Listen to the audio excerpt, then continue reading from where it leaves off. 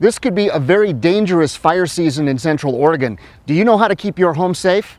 Ben Fire and Rescue teaches defensible space techniques to homeowners in what's called the fire-free zone surrounding the city. This neighborhood was within a couple miles of the Two Bowls fire, and they were on the verge of being evacuated.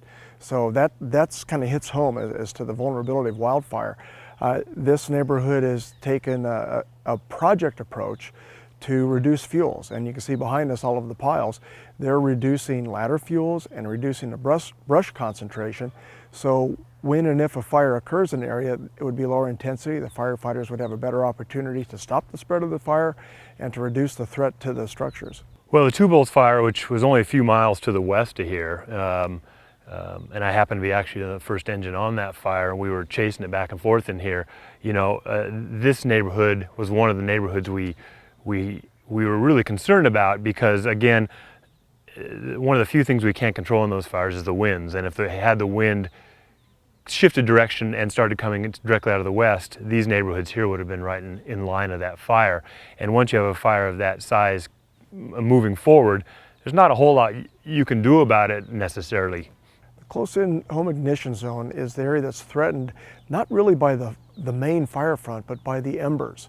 And so ornamental vegetation, bark chip, mulch around the house, lawn furniture, pine needles in the gutters, things like that, that can be ignited by flying embers, which could be well ahead of the main fire.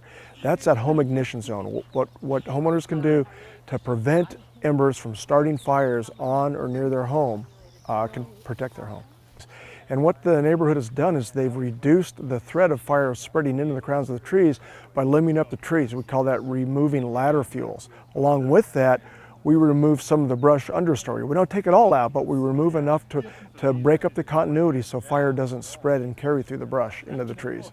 Behind us here, this homeowner, as part of the Fire Free program and Project Wildfire program that we help support and be involved in, he's gone around his property. As you can see, he's cleared mainly junipers out of the back of his property, trying to make a buffer from where there's some larger properties back there that are heavily forested, and his property. And he's taken juniper trees and limbed them up approximately 6-8 feet.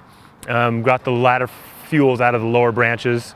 And so if a wildfire does come through here, it's much easier and safer for us to stop it and protect. The fire-free cleanup days start the 1st of May. Also, that's when burning is closed in Central Oregon.